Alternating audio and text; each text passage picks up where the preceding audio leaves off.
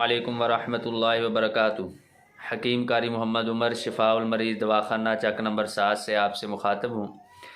آج میں جس موضوع پر بات کرنا چاہ رہا ہوں وہ ہے ٹی بی کی مرض۔ ٹی بی ایک مہلک مرض ہے جس میں بہت سارے لوگ مبتلا ہوتے ہیں اور غلط علاج کی وجہ سے وہ اپنی جان سے ہاتھ دھو بیٹھتے ہیں۔ ٹی بی جو ہے دراصل یہ خشکی سردی کا مرض ہے۔ مریض کے جسم میں خشکی اور سردی بڑھ جاتی ہے اور پھیپھڑوں میں اس کے سوزش اور ورم بعض دفعہ ہو جاتا ہے، تو جس کی وجہ سے سوزش ہونے کی وجہ سے قوت مدافعت وہاں پر بلغمی رطوبات پیدا کرتی ہے۔ مریض اور معالج یہ اس بلغمی رطوبات کو خشک کرنے کی کوشش کرتے ہیں، جس کی وجہ سے وہ بلغمی رطوبات تو خشک نہیں ہوتی لیکن مریض جو ہے وہ ہمیشہ ہمیشہ کے لیے اس دنیا سے رخصت ہو جاتا ہے۔ اور ایک مقولہ ہے کہ مرض بڑھتا گیا جوں جوں دوا کی۔ اس مقولے کے مصداق جو وہ دوا کرتے ہیں یا پرہیز کرتے ہیں اس کی وجہ سے ان کو یہ مرض اور زیادہ لاحق ہو جاتا ہے۔ دراصل یہ خشکی سردی کا مرض ہے اور نظام تنفس میں سوزش پیدا ہو جاتی ہے اور بعض دفعہ پھیپھڑوں میں بلغم کا جماؤ ہو جاتا ہے، جس کی وجہ سے کھانسی وغیرہ لگ جاتی ہے یا جو ہے بلغم آنا شروع ہو جاتی ہے۔ جب بلغم نکلتی ہے تو مریض یہ سمجھتا ہے کہ بلغم پیدا ہو رہی ہے اور اس کو خشک کرنا چاہیے۔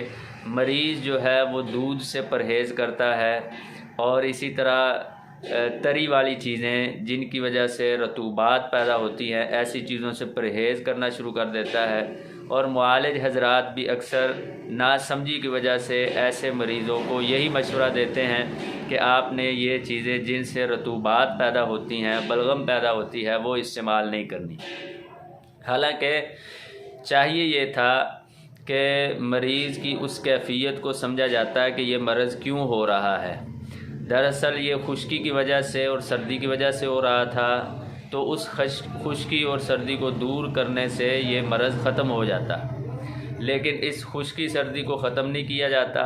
مریض بجائے دودھ پینے کے چائے پیتا ہے، چائے کی وجہ سے یہ مرض بہت زیادہ بڑھ جاتا ہے، چائے پینے کی کثرت کی وجہ سے، اور بڑے گوشت کا استعمال کرتا ہے اور اسی طرح ایسی چیزیں جو بلغم کو ختم کرتی ہیں، کیونکہ بلغم طبعی نہیں تھی، یہ بلغم غیر طبعی تھی جو قوت مدافعت سوزش کو ختم کرنے کے لیے پیدا کر رہی تھی۔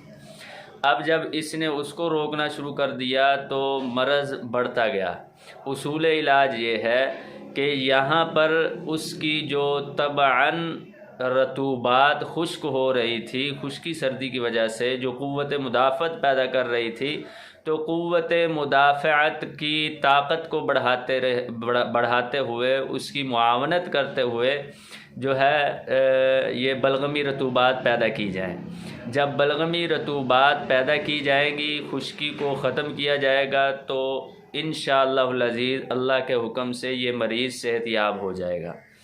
مثال کے طور پر ایسا مریض جس کو رات کو زیادہ کھانسی ہوتی ہے، دمے کی شکایت ہو جاتی ہے، ٹی بی کی شکایت ہوتی ہے، اور مریض سردیوں میں بہت زیادہ شدت کے ساتھ اس مرض میں مبتلا ہو جاتا ہے، گرمیوں میں اس کو قدر سکون ملتا ہے، تو ایسے مریض کو گرم دودھ استعمال کروائیں، اس میں 1-2 کھجوریں ڈال کر استعمال کروائیں یا اس میں سونف ڈال کر استعمال کروائیں۔ یہ غذائی علاج ہے، اور خشک سرد خشک اور خشک گرم غذاؤں سے پرہیز کروائیں کہ اس سے جو ہے پھیپھڑوں میں اور زیادہ سوزش نہ بڑھ جائے۔ تو جب یہ آپ کریں گے انشاءاللہ یہ ٹی بی کا مریض ٹھیک ہو جائے گا۔ آتے ہیں جی، اس کے لیے ہم جو نسخہ تجویز کرتے ہیں نہایت ہی آسان اور بہت ہی جلد بن جانے والا اور نہایت ہی فوائد پر مشتمل نسخہ ہے۔ آپ نے 7 ملٹھی لینی ہے، 7 ملٹھی پنساری سے مل جاتی ہے اچھی والا، آپ نے 7 ملٹھی لینی ہے 20 گرام، ہلدی لینی ہے 50 گرام، اور سونف لینی ہے 50 گرام، اور گل مدار آپ نے لینے ہیں 50 گرام، اور اس میں سنڈ آپ نے ڈالنی ہے 20 گرام، کالی مرچ ڈالنی ہے آپ نے 20 گرام۔ ان سب چیزوں کو اچھی طرح پیس لینا ہے، پیس کر ان کو شہد کے اندر ڈال کر معجون سی بنا لینی ہے۔